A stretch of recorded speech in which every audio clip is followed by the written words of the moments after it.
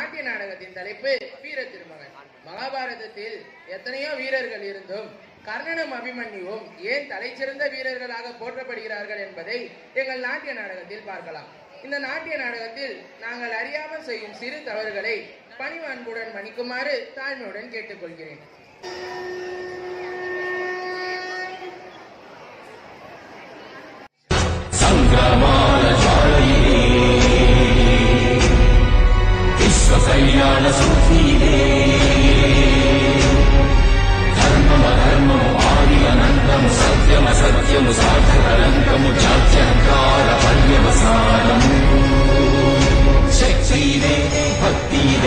जीवन मुक्ति मार्गमिदे पंचमवेदसारं महाभारतम् कृष्णुडु चूपिन लीलयिदे जीवन वेद मार्गमिदे गीत जनिंचिन क्षेत्रमे इदे महाभारतम्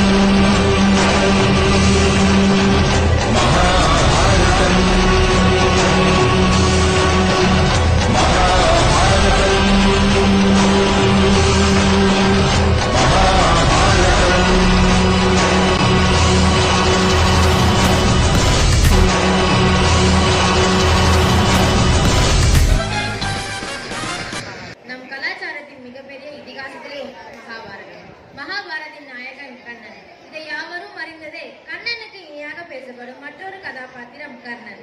கர்ணன் மகாதானி.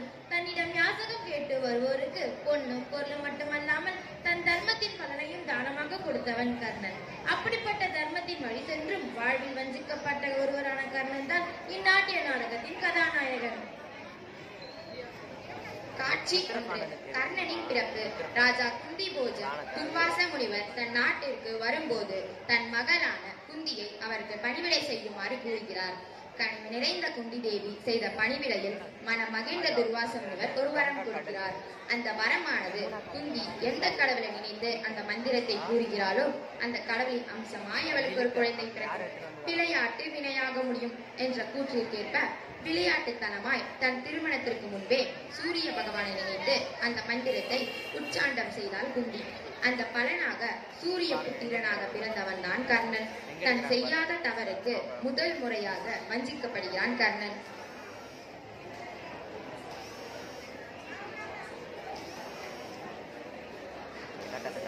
ஐயோ, விளையாட்டுத்தனமாய் மந்திரத்தை உச்சரித்தால் சூரிய பகவான் எனக்கு குழந்தை வரம் அளித்து விட்டாரே.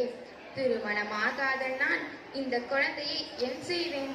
நான் இதை எப்படி எல்லோருக்கும் எடுத்துரைப்பேன்? என் எதிர்காலமே கேள்விக்குறியாகிவிடுமே. பிறகு அவளுக்கு ஒரு யோசனை தோன்றியது. குழந்தையை சந்தன பேடியில் வைத்து கங்கை ஆற்றில் விட்டுவிட்டாள்.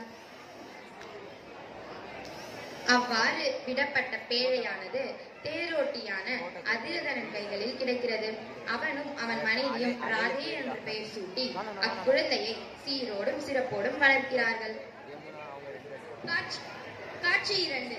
கர்ணன் வளரும் பொழுது வில்வித்தை கற்பதில் நாட்டம் கொள்கிறான். ஆனால் வளர வளர ஆண் பிறப்பில் உண்மை தெரிய வருகிறது. அவன் தேரோட்டியின் மகன் அல்ல. அவன் தாய் ஆண் பிறந்ததும் கங்கை ஆற்றில் விட்டு விட்டாள் என்பதை அறிந்து கொள்கிறான். அது முதல் தன் தாயை பார்க்க ஆவலுடன் துடித்துக் கொண்டிருந்தான். காட்சி 3. திருதராட்டின நரசவை. அங்கு நடந்த வில்வித்தை போட்டியில் இறுதியாக துரியோதனனை தன் அம்பால் கட்டி போடுகிறான் அர்ஜுனன். அதை கண்டு ஆர்ப்பரித்த குருவின் உரையிலோ, அர்ஜுனா, உன்னை எண்ணி நான் கர்வம் கொள்கிறேன். நீ நிகரற்றவன். சந்தேகத்திற்கிடமின்றி இப்போட்டியில் நீயே வெற்றி பெற்றாய். எனது சீடனும் நமது இளவரசனுமான அர்ஜுனன் தலை சிறந்த வில்லாளன் என்று நான் அறிவிக்கிறேன். துரியோதனனை விடுவிப்பாயாக. யாரது? நீ யார் என்று கூறு. யாரின் அனுமதி கொண்டு நான் ஏற்றினாய்? ஆணையை ஏற்று ஆதவன் உதிப்பதில்லை ஆச்சாரியாரே. அம்புலி குளத்தில் வெம்புலிகளுக்கு போட்டி நடக்கும் போது அமைதி காத்தேன்.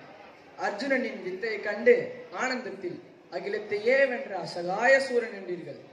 ஜகத்தையே வெல்லும் சக்தியுடையவன் என்றீர்கள். நானும் இந்த ஜகத்தின் ஒரு அங்கமாவேன். ஆதலால் அரங்கத்தில் பிரவேசித்தேன். 1. அம்புலி குளத்தில் விஜயன் என்று உரையுங்கள்.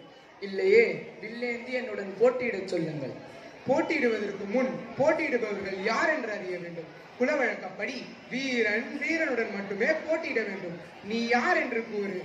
உன்னை பார்த்தால் ராஜகுமாரன் போல் தெரியவில்லையே, நீ எக்குலத்து சத்திரியன் என்று கூறு. கங்கை மைந்தன் பீஷ்மரின் சாரதி அதிரதனின் மகனா வேண்டாம். தேரோட்டி மகனா? தேரோட்டி மகனுக்கு இத்துணிவா? சற்று பொறு வில்லாளனே, இங்கு வில்லேந்தி நிற்கும் இவன் ஒரு பிரதேசத்தின் அரசனானால் அர்ஜுனனுடன் போட்டியிடலாம் அல்லவா ஆச்சாரியாரே? போட்டியிடலாம். எனில் இக்கணம் முதல் அவமதிக்கப்பட்ட இவனை அங்க தேசத்தின் அரசனாக பட்டமளிக்கிறேன்.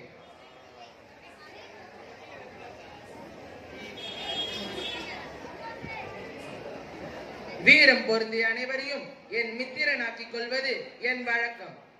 என் கீர்த்தியையும் வெற்றியையும் உயிரையும் இன்று முதல் உமக்கு அர்ப்பணிக்கிறேன். உனது நட்பை என் பாக்கியமாக கருதுகிறேன். நாட்டியம் தொடங்கட்டும்.